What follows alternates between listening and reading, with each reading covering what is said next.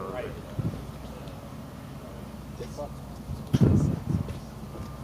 Because body-wise, he was fine.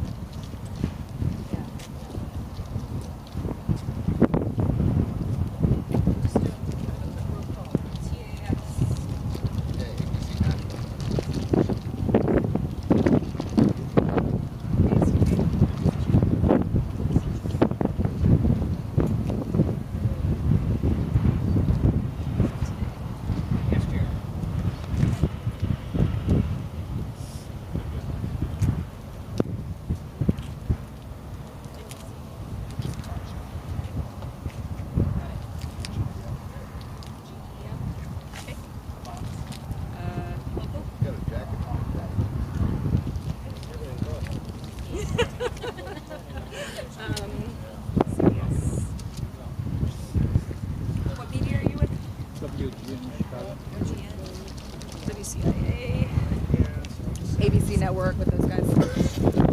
Got it. Got it. Who am I missing? It's not Jeremy, is it? It is. Hi, Jeremy. Hi. Yeah. CBS Chicago. CBS Chicago. All right, let me go get the right out.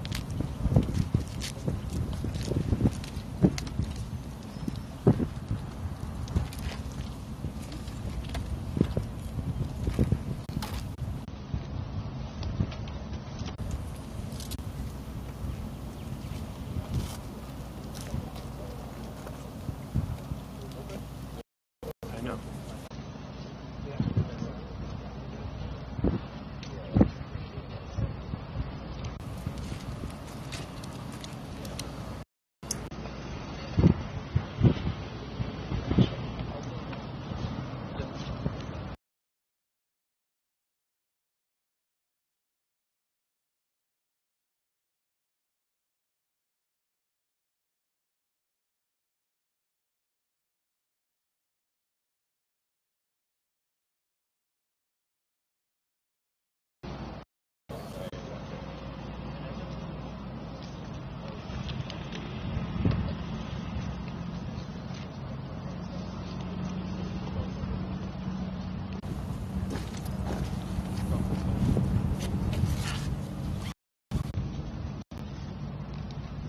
My brother. What's going on? Good.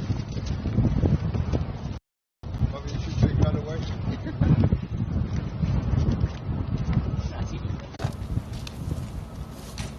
How you been? Good, yourself? Good. You still look happy. Yeah.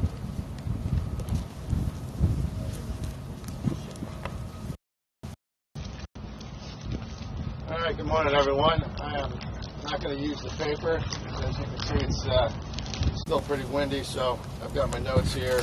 We'll keep on the iPad. Are you guys able to hear me okay? Are you ready to go? Yes, sir. Okay. All right.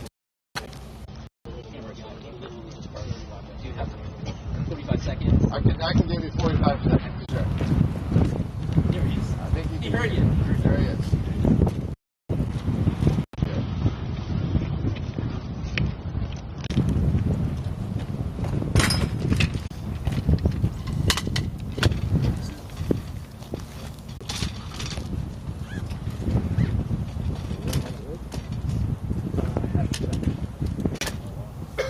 Darties, we'll just tape turn around. We'll turn around on tape.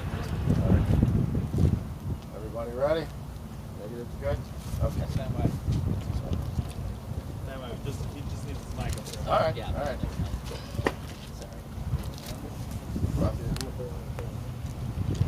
think there's one on the right. He's our guy. One of our guys.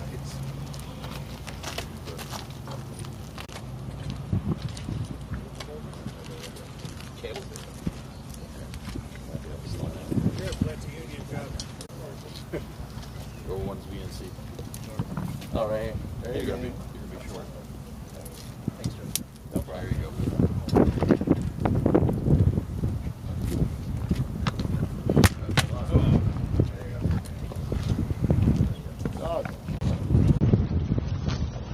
All right, now we're ready.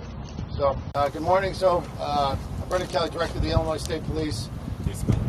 BRENDANKELLY.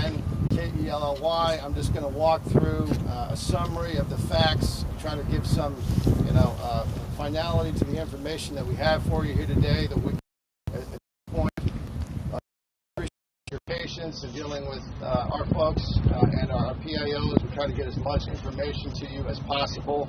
It's obviously a very dynamic situation. That was changing from minute to minute.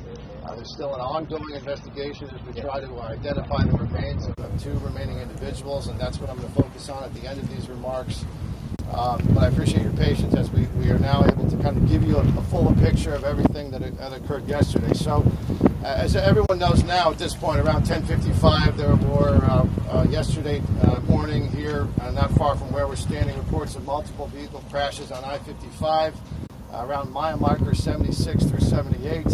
So this area is a very flat roadway that is surrounded by dirt farm fields, and there's very little windbreaks in that area. And the fields to the west of I-55 were depositing significant field dust across I-55, causing essentially zero visibility, complete blackout conditions. So as our troopers were arriving, they were learning that the incident would have numerous vehicles involved, and I'll get to the specific numbers, some of which were on fire, numerous injuries and fatalities. Our folks immediately dispatched troopers from Troop 8, which includes the Metro East area, which is just a bit to the south of here, and from Troop 6, which is the Springfield area just to the north of here, where both of these areas of the Illinois State Police coverage overlap.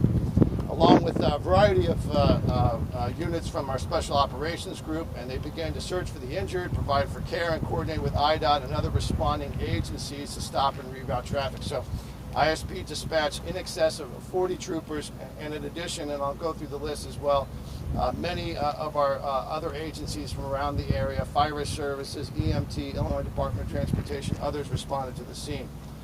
We also dispatched our investigative agents from the Division of Criminal Investigation. Now, that does not mean that there's a criminal investigation going on here. It just means that those people within the Illinois State Police, they have the expertise, they have the experience at doing what it takes sometimes to be able to identify remains and be able to identify and notify the next of kin with the information and the evidence that we had available to us. So, in addition, ISP traffic crash reconstruction units were deployed, and our crime scene investigators. A command post was set up where emergency services responded jointly to work to be able to provide rescue services to those in need, and to obviously try to prevent further crashes, and that's why the road was closed. Ultimately, what we are aware of, the Illinois State Police, is that there are at least 37 reported injuries, and the number we have as of right now, and we have no reason to believe this number will change. There could be more information, but as of right now, we believe 6 fatalities, and the age of the victims range from 2 years old to 80 years old. We are also aware of 72 vehicles involved in the crash. Now, I put an asterisk by that in terms of 72. There were vehicles that were involved in the incident, involved in the event in the crash, may have had some damage, but may have been able to drive away and drive away safely. So there may be some vehicles, it could be a much higher number that we can't account for simply because they were able to leave the scene safely before first responders are there, or they just didn't need any assistance. They were otherwise fine and just wanted to be able to vacate the premises and get away from the fires and the other damage that was there. So I-55 closed approximately that time, and around 6 this morning, after a tremendous amount of work by our folks from the Illinois State Police and our partner agencies, the road was able to be opened up again this morning at around 6 a.m.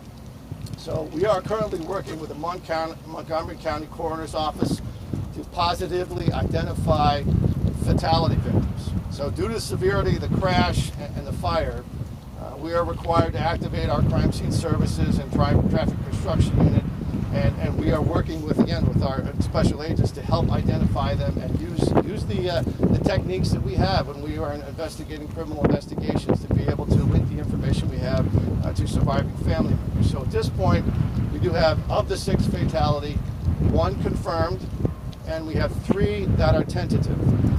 And 1 name has been released by the coroner's office. You all should have that. 3 other tentative identifications. We're obviously not releasing their names yet at this point, but we believe we are communicating with family members, and we're using a variety of techniques and investigative capabilities to be able to confirm that these are in fact their family members that are the victims. Now, here's where we need your help. And this is where we need to use the power that you all have to be able to communicate to the wider world. We have 2 unidentified victims. We have 2 individuals who, as of yet, remain unidentified, and we're needing information from the public or potentially from family members or from witnesses or anybody who may know anything about the identities of these 2 individuals. We want to make sure their family, the people that are out there that are their loved ones that are concerned about their whereabouts, that we're able to provide some closure and proper identification of who these 2 victims are. And I want to put out just some very general information, and this is frankly all the information we have at this point as we continue to investigate. One of the unknown victims that is yet to be identified. We believe the vehicle that individual's remains were found in is a blue Chrysler 300. The registration information, that type of identifying information, has not yet been able to be ascertained because of the condition of the vehicle. In addition, we have a deceased occupant of a Hyundai. Again, the color is we're not quite sure yet, and the vehicle, the specifics of the vehicle, are not yet identified.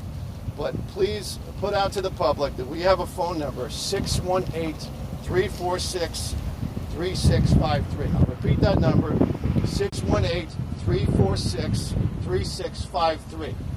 If anybody might have information that could help us, help shed some light on who these potential unidentified victims are, the occupant of a blue Chrysler 300 and the occupant of a Hyundai who may have been in this area at this time yesterday, please call that number, give us that information, and that will be helpful to us in trying to be able to identify who these individuals are. Last but not least, let me thank the tremendous response by the people that are behind me, the outstanding leadership that they showed yesterday morning and throughout the day and throughout the night in leading our response to this effort. This is what the Illinois State Police do. Also very grateful for our partners at the Illinois Department of Transportation, the local fire services, local ambulance services, local law enforcement, our partners here in this county and in this municipality. The effort was very professional, very timely, under a very unusual circumstance. Certainly dust storms happen, but it is not something that happens every day here in this part of Illinois or in any part of Illinois. So this is a very series of unusual circumstances. I know meteorologists and the National Weather Service have certainly put out their observations and their conclusions about what led to these circumstances. And it's simply a terrible, terrible tragedy. It was a terrible day here in this part of the state and for the families that were affected by this. And we'll certainly continue to keep them at the center of our hearts as our love goes out to them, but as we do the job that we need to do here to identify the remains of these last 2 individuals. That's the work that still remains undone here. We are going to do everything we can, as we do in these circumstances, to very deliberately, very professionally go through the process of the traffic crash reconstruction, analyzing this again at this point, this very early in the process. In no way are we saying that there's some indication that there's something criminal that's going on here, but we do have 6 individuals who have lost their lives, so we have to do everything we possibly can to make sure we ascertain as many facts as we can under the circumstances. So In the event there's anything to be learned from this, we'll certainly share that with the public. But at this point, this is just a terrible series of converging circumstances, very unusual, and a terrible loss of life. And we are all grieving for the people who died here yesterday. And with that, I will just conclude and see if there's any questions that I can answer for you. For the record, the two unidentified victims, are you able to say male, female? I am not able to say that yet. Two adults? Two adults, yes. Yeah, don't. It was two separate cars. I don't believe they were children driving the cars. So they were two adults. Mr. Kelly, we have heard in the last 24 hours from some of the local farming community that this was avoidable based on the farming communities. Any part of your investigation looking at who may be responsible? Well, certainly we're looking at the surrounding area to see what information we can ascertain that may link, where the dust was coming from. But we know, again, just listening to what the National Weather Service had to say, meteorologists had to say about these circumstances, is that there's any number of things that could have led to this. And there's many different ways of tilling soil. There's no-till. There's lots of different types of agricultural activity. But some of these things may be related to a period of dryness, where there's not as much rain as there usually has been. And we're going to try to connect as many dots as we can and see if there's anything we can learn from that. But we're not jumping to any conclusions. Are criminal charges possible? We have a process to make that determination. And if and when there's something that warrants that, we'll certainly share that with the public. But in no way are we anywhere near that type of conclusion at this point. Are you aware Sir, of any type of regulation that would limit Well, I can say this. Again, there's many different types of agricultural techniques that are used, in terms of plowing the field, and there's a whole host of factors that go into how that process works. And the timing, it does not benefit a farmer to lose a bunch of their topsoil. So they have no motivation or no reason that they would want to do something that would cause this in any way. So there's no logic to saying that someone did this on purpose and they were somehow skirting some sort of regulation. But again, we're going to look at everything, and it is our job. And this is what the Illinois State Police do well, is to follow the facts wherever they take us, good, bad, or ugly. But we also don't want to jump to any conclusions beyond what the evidence shows. Sir, on that same note, if you could elaborate just a little bit more. We heard from locals who were saying something along the same lines, where because of the tools and techniques that they were using, that's what caused this. Could this have been avoidable, in your opinion? I'm not going to, again, as I said, I'm not going to jump to any conclusions without knowing the facts. So that's the process we're going through now. We're doing an investigation, and if we have more information that points a certain direction, it'll be an appropriate time and place to share that information. The troopers that are behind you, did any of them respond to the scene yesterday? Yes, Could they speak to what they saw? What they drive up to? What was their initial reaction? Sure. Let me answer all these questions, and Got we'll it. come back Thank around. you. Yes, sir. Mr. Director, who helps the helpers?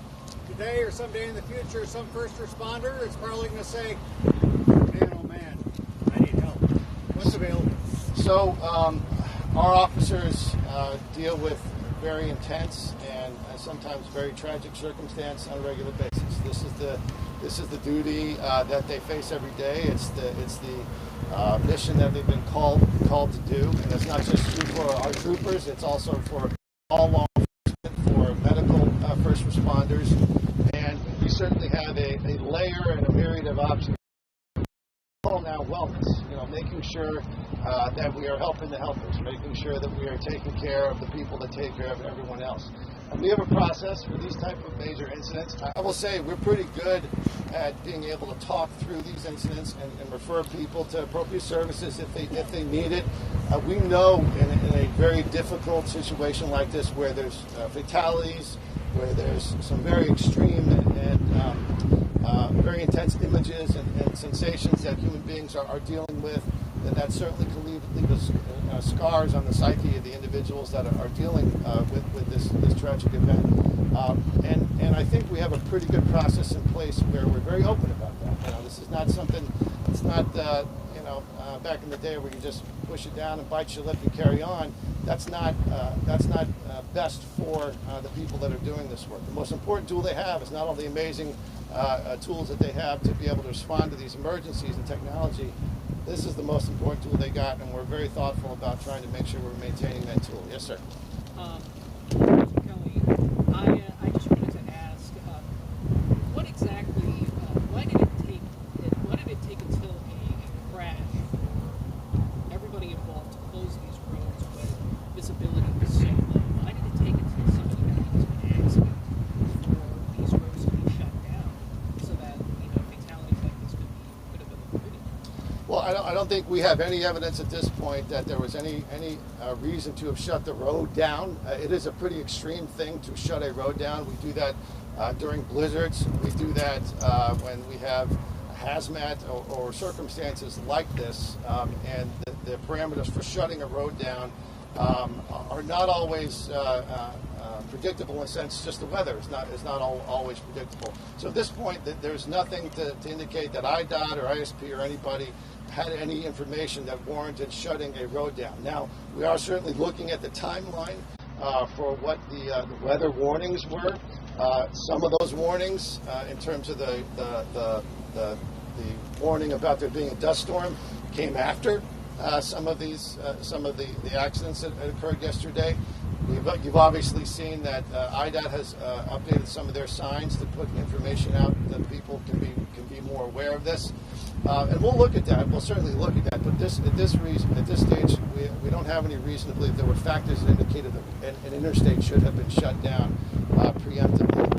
That just would warrant that. Has the National Weather Service given you any indication? It's windy today. It's almost the same conditions. It's not as gusty, but conditions like this could happen again. Yeah, so they do have a warning out still right now for the wind conditions through today, I believe. How many drivers would cited? Would they be cited for speed or anything? So our traffic crash reconstruction folks, that is what they will do. They will go through the process of trying to reconstruct what exactly happened here. They will look at things like black boxes that are in the car to be able to see what the speed was. They'll interview as many people as possible. When we're talking about 100 objects all moving at potentially high speeds, and maybe under the speed limit, but maybe not necessarily safe for conditions, those are questions that we have to ask. Those are questions that we ask anytime there's an accident of this nature, or even a smaller accident, to determine what the events were that led to this. So we'll see. But we're very much early in this process. We have a lot of evidence to go through. We have a lot of people to interview. We have a lot of science that has to be done to be able to see what we can determine from this. Yes, ma'am. Just to be clear, the two drivers that you're trying to identify, were they burned beyond recognition? I will say we are not able to identify them. And I think the specifics of that are something that I think would be more appropriate to discuss during the coroner's inquest or further investigation later. And I'm also trying to be sensitive to the family members that are out there.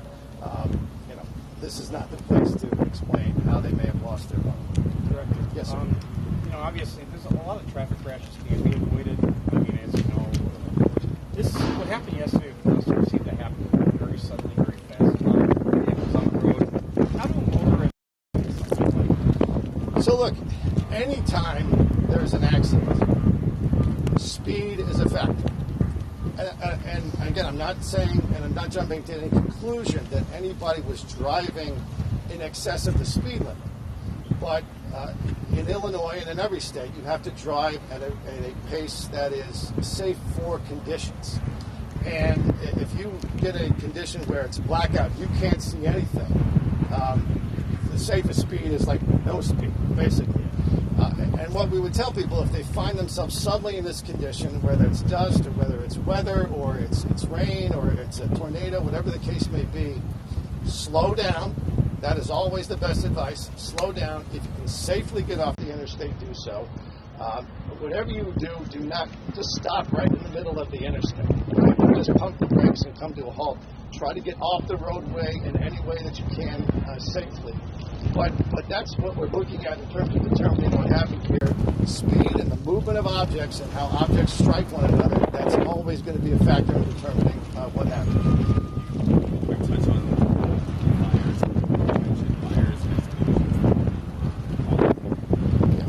So, what do you want to know? Just, we heard there were 2 semis that were on fire. So, we'll know more as we go through this in terms of how many vehicles may have been on fire and what the source of the explosions were, whether it was just from the semis or whether it was other vehicles. Obviously, we have electric cars now that are pretty common on the road.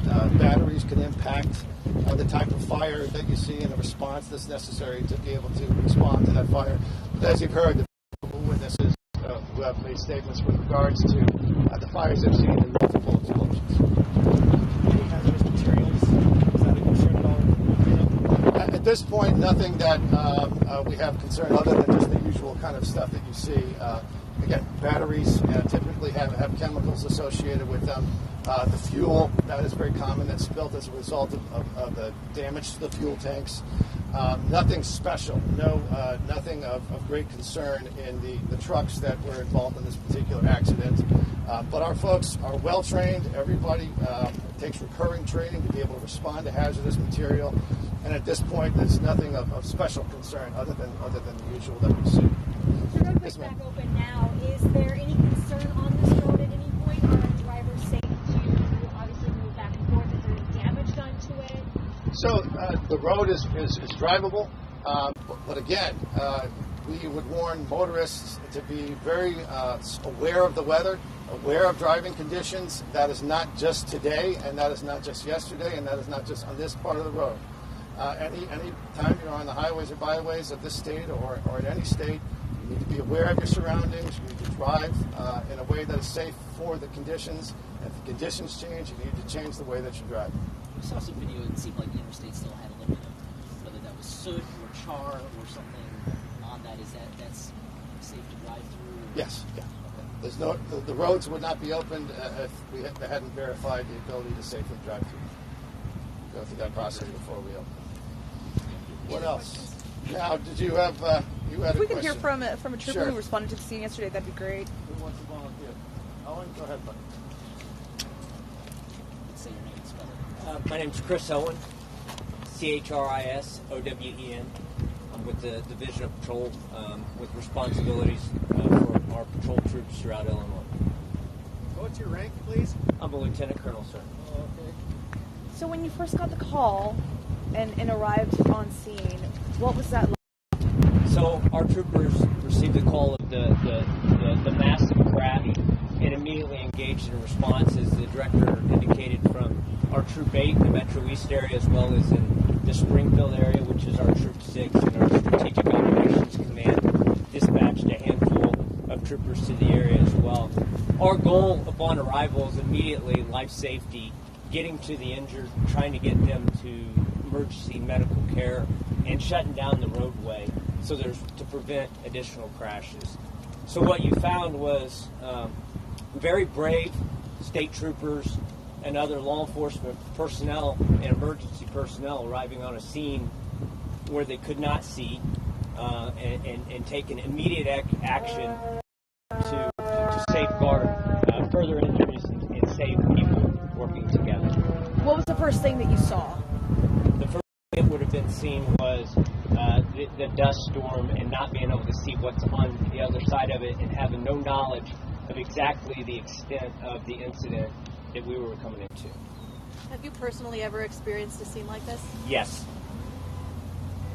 Were there extrications, and can you describe how that? The extrication process would have involved some of our troopers helping people out of their vehicles, as well as our other emergency personnel, the fire departments, and the brave men and women responding from our EMS providers going into the scene to help victims off the roadway to safe locations. We dispatched vans from our Division of Training Academy, and there were school buses that showed up on frontage roads so we could safely get these people off the roadway into reunification sites. This was yesterday. Obviously, this is kind of a, it's not like we're in a big city, right? We're kind of in a remote location. And I say that because, it's like the director said, there was 37 injuries. So as far as ambulance goes, what kind of resources does that take up? Like, how many ambulances does that require? How many towns? So the emergency response from the region was significant. All resources were exhausted. Multiple helicopters would arrive to the scene to transport the injured, as well as the various ambulance companies. The exact number I do not have currently with me, but it was numerous. As the director indicated, there was over 40 services agencies that responded in unison to this incident. And without that response, there would have been potentially further injury. First Tuesday of the month. Yes, it is the first Tuesday of the month. Thank you, Director. Thank you. We got our PIO here, and again, as soon as we get information, we will share the information. That's our obligation to you, and we will try to be as responsive as we possibly can. Anything else from anyone? Okay, great. Thank you all. Thank you.